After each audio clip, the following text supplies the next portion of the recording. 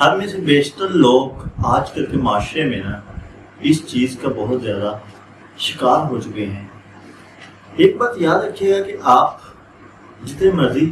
حج ادا کر لیں، نمازیں کر لیں، عبادات کر لیں، لیکن جو آپ نے کسی کا دل آزاری کی ہوگی، کسی کا دل دکھایا ہوگا، اس کی معافی جب تک وہ انسان نہیں کرتا تو اللہ تعالیٰ بھی آپ کو معاف نہیں کرے گا۔ آپ نے کبھی امیجن کیا ہے اس چیز کا کہ جو درخت پہ پھل لگتا ہے،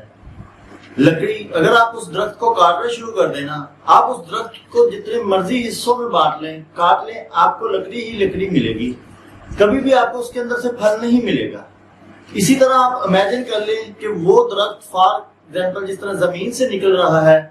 یا وہی درخت یا جس طرح فصلیں ہماری گندم زمین سے نکل رہی ہے تو وہ ایک فصل تیار ہو جاتی ہے۔ آپ اس زمین کو کھودنا شروع کر دیں، آپ کو صرف اور صرف مٹی ملے گی، مٹی کے علاوہ آپ کو کبھی کوئی چیز نہیں ملے گی۔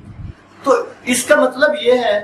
کہ آپ کا جو رزق ہے وہ اللہ تعالیٰ کی ذات نے لکھا ہے، اور اللہ تعالیٰ کی ذات نے ہی آپ کو دینا ہے۔ وہ اللہ تعالیٰ آپ کو رزق آپ کا آسمان سے دے، زمین سے مہیا کرے،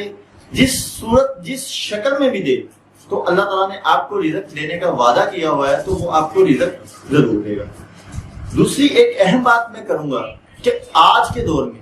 اگر ہم ایک چھوٹی سی سطر بھی لکھتے ہیں، جیسا کہ آپ سب کو معلوم ہے سوشل میڈیا کا دور ہے، آج کل سوشل میڈیا کا دور چل رہا ہے، ہم واٹس ایپ پہ اسٹیٹس یوز کرتے ہیں، فیس بک پہ اسٹیٹس لگاتے ہیں، ایون کوئی بھی سوشل میڈیا جس پہ ہم اپنے اسٹیٹس لگاتے ہیں، اس پہ کبھی بھی کوئی ایک ایسی سطر مت لکھیے گا جو سطر آپ کا جس پہ یقین پختہ نہ ہو۔ جس طرح آج کل بہت ساری چیزیں چل رہی ہیں، حضرت علی کا قول ہے،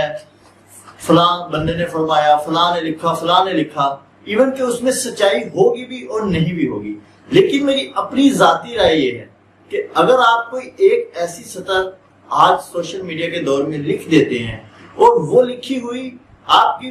وہ دور نہیں رہا کہ اگر آپ نے پہلے ایک بات لکھی تو 10 سال لگے وہ بات آپ کے دوسروں تک پہنچنے میں، اور جب تک وہ دوسروں تک بات پہنچتی ہے ہو سکتا ہے دوسرے لوگ اسے بھول بھی گئے ہوں۔ آج کا دور آپ ایک سطر لکھتے ہیں، چند منٹوں میں وہ سطر بہت سارے لوگوں میں پھیل جاتی ہے، اور وہ لوگ آگے بہت سارے لوگوں میں پھیلا دیتے ہیں۔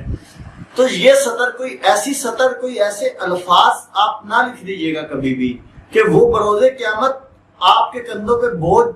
بن کے، آپ کے گناہوں کا بوجھ بن کے آپ کے سامنے پیش کر دیا جائے۔ اس لیے کبھی بھی سوشل میڈیا پہ جو بھی سطر آپ نے لکھنی ہے، جیسا بھی لکھنا ہے، سوچ سمجھ کے تحقیق کے ساتھ اس کے بعد لکھے گا۔ ایک بہت مشہور واقعہ ہے، ڈاکٹر ایشان کا واقعہ ہے کہ ڈاکٹر ایشان کہیں سفر پہ جا رہے تھے، اچانک راستے میں نا ان کی گاڑی خراب ہو گئی۔ جب ان کی گاڑی خراب ہو گئی تو ان کو آس پاس کوئی بھی نا بندہ نہ ملا گاڑی ٹھیک کرنے کے لیے، تو انہوں نے کیا کیا، ان کو ایک گھر نظر آیا، انہوں نے ایک گھر کو دروازہ کھٹکھٹایا، اندر سے ایک اماں جی بولی، جی کون؟ تو ڈاکٹر صاحب نے کہا جی اس طرح ہماری گاڑی خراب ہو گئی ہے تو ہمیں رات رہنے کا موقع دیا جائے، ہمیں رات بسر کرنی ہے یہاں پہ، تو جیسے ہی صبح ہوگی ہم اپنی گاڑی ٹھیک کروا کے نکل جائیں گے۔ تو وہ جو بوڑھی عورت تھی اس نے کہا ٹھیک ہے جی آپ رہ لیں، کوئی مسئلہ نہیں ہے۔ تو ڈاکٹر ایشان نے شکر الحمدللہ کیا، اللہ کا شکر ادا کیا، اور گھر میں اندر چلے گئے۔ جیسے ہی اندر گئے ہیں تو اس بڑھیا نے پانی شانی پلایا، پانی شانی پلا کے دیکھا کہ وہ سامنے بڑھیا کا بیٹا ایک بیماری میں لیٹا ہوا تھا۔ تو ڈاکٹر ایشان نے کہا کہ ماں جی آپ اس کو چیک کیوں نہیں کرواتی، آپ اسے چیک کیوں نہیں کروانا چاہ رہی؟ تو بڑھیا نے کہا بیٹا ایسا کون چاہتا ہے کہ میں اس کو چیک نہ کرواؤں، اس کا علاج نہ کرواؤں، لیکن میرے پاس اتنے پیسے نہیں ہیں۔ تو ڈاکٹر ایشان نے کہا ماں جی آپ اس طرح کریں، مجھے بتائیں اس کو مسئلہ کیا ہے، تو میں بھی ڈاکٹر ہوں، شاید میں ہی آپ کی کچھ ہیلپ کر دوں، میں کسی دوست سے اپنے سے بات کر کے اس کا علاج کروا دوں، تو میں آپ کے لیے کچھ کر سکتا ہوں شاید، تو آپ مجھے بتا دیں۔ تو تھوڑی دیر گزرنے کے بعد، مکالمہ چلنے کے بعد، آپ امیجن نہیں کر سکتے کہ جیسے ہی ماں جی نے کہا کہ جی ہم نے سنا ہے کہ فلاں جگہ پہ بہت مشہور ڈاکٹر ایشان ہے، بہت سارے ڈاکٹروں کو میں چیک کروا چکی ہوں یہاں کے، تو انہوں نے کہا ہے کہ آپ اس کو صرف اور صرف ڈاکٹر ایشان کو چیک کروائیں۔ تو ڈاکٹر ایشان تھوڑی دیر کے لیے تو خاموش ہو گئے، تھوڑی دیر خاموش ہونے کے بعد اچانک سے ڈاکٹر ایشان نے ماں جی سے کہا، ماں جی آپ مجھے ایک بات تو بتائیں، آپ کا وہ کون سا عمل ہے جو آپ کا عمل مجھے یہاں پہ کھینچ لایا؟ شاید کہ گاڑی خراب ہونا ایک بہانہ تھا اور آپ کے گھر آنا میرا اللہ کی مرضی تھی۔ آپ مجھے وہ عمل تو بتا دیں جو عمل آپ کرتی ہیں، جس عمل کی وجہ سے میں خود چل کے یہاں آ گیا ہوں۔ تو اس بڑھیا عورت نے بتایا کہ میں ہر نماز کے بعد استغفار بہت دیر تک کرتی ہوں، استغفار میری زبان سے کبھی ختم نہیں ہوتا۔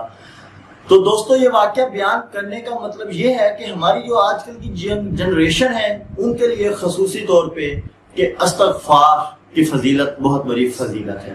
اور آپ کو میں ایک اہم بات بتاتا جاؤں، آج کل ہماری جو ینگ جنریشن ہے، جو ہمارے ماحول میں بہت ساری چیزیں چل رہی ہیں، جی صبح و شام، صبح سبحان اللہ و بحمدہ سبحان اللہ العظیم 100 دفعہ صبح پڑھو جی، 100 دفعہ شام کو پڑھو جی، سارے گناہ معاف جی، ہم جانتی ہیں۔ اس میں کوئی شک نہیں ہے کہ اللہ تعالیٰ مہربان ہے، اللہ رحیم و کریم ہے، اللہ آپ کو ایک چھوٹی سی چھوٹی نیکی کے بدلے میں بھی جنت دے سکتا ہے۔ اللہ نے ایک فحشہ عورت کو، ایک کتے کو پانی پلانے پہ بھی جنت دی ہوئی ہے۔ اسی طرح اس میں کوئی شک نہیں ہے اللہ کی ذات رحیم و کریم ہے، لیکن یہ کنسیپٹ بھی کوئی کنسیپٹ نہیں ہے کہ آپ صبح 100 دفعہ تسبیح کر لو اور شام کو 100 دفعہ تسبیح کر لو اور سارا دن سود کرو، سارا دن زنا کرو، سارا دن جھوٹ بولو، اپنا سارا دن گناہوں میں گزار دو اور اس اطمینان کے ساتھ سو جاؤ کہ جی میں نے تو 100 دفعہ صبح بھی تسبیح کر لی تھی، میں نے تو 100 دفعہ شام کو بھی تسبیح کر لی تھی، میں تو جانتی ہوں۔ اس لیے ہمیں اپنے آپ کو بدلنے کی ضرورت ہے، آپ کو کسی نے آگے نہیں بدلنا۔ آپ امیجن کریں آج کے دور میں ہماری جتنی بھی مشکلات کا حل، ہمارا جتنی بھی مشکلات ہم پہ آ رہی ہیں، میں نے آپ کو ان تمام مشکلات کا حل ایک بتایا ہے، استغفار کی فضیلت۔ تو یہ استغفار کی فضیلت بہت معنی رکھتی ہے۔